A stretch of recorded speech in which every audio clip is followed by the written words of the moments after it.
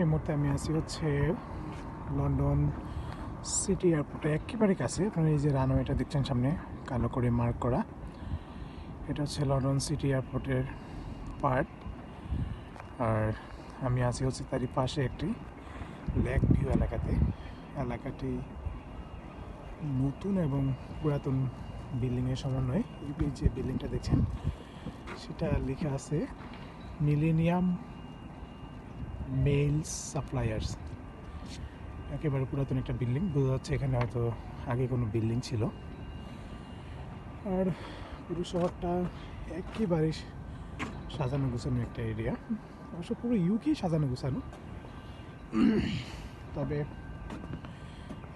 নতুন করে শহরটা করা হয়েছে এটা বোঝা যাচ্ছে এইভাবে যে পাশে ডুপ্লেক্স সিটি। আপনারা যারা জানেন যে ইমিয়ার্স যে কার কেবল সারা ইউকের মধ্যে অত্যন্ত ফেমাস, পুরো শহরটাকে আপনি কার কেবলের মাধ্যমে দেখতে পাবেন। সেটা আপনাদেরকে দেখাচ্ছি এই মুহূর্তে। সূর্য অস্ত যাওয়ার টাইম হয়ে গেছে। ওই যে দূরে দেখা যাচ্ছে, আমি আসলে ফোকাসে আসতেছে কিনা বুঝতেছি না।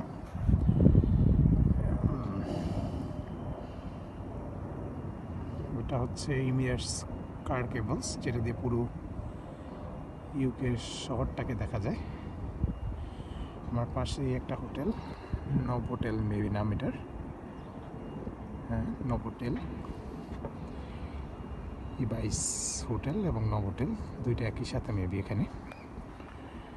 আর এই যে শিপটা দেখছেন এটা আসলে একটা হোটেল প্রমাদ তৈরি, এটা কখনো এখান থেকে যায় না, এটা এখানেই থাকে। বাট এটা এইভাবেই তৈরি করা হয়েছে, এটাতে পার্টি বার এগুলো হয়,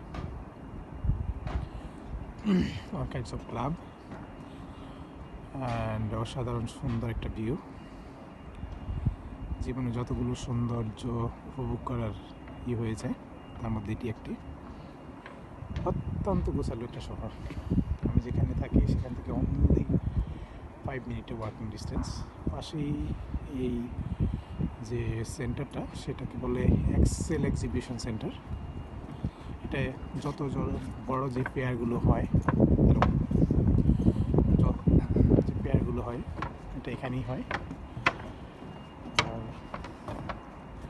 অবশ্য কোনো কিছুই ফ্রি না এখানে। এক্সিবিশনগুলোতে ঢুকতে একটা এন্ট্রি ফি দিতে হয়, মেবি 4 পাউন্ড। তো এই ছিল আজকের এই স্থানের ভিডিওটা। লন্ডনের কমিউনিকেশন ব্যবস্থা আসলে খুবই সুন্দর, বাট একটু বোঝাটা কঠিন নতুন মানুষদের জন্য। স্পেশালি আমার কাছে এখনও সবগুলো লাইনের পরিধি বোঝার মতো, ক্যাপচার করার মতো এখনও হয়নি। কিছু লাইন আমি বুঝি যে কোথায় থেকে কোথায় নেমে যেতে হবে, হয়তো কিছুদিন থাকার পরে সেগুলো ঠিক হয়ে যাবে।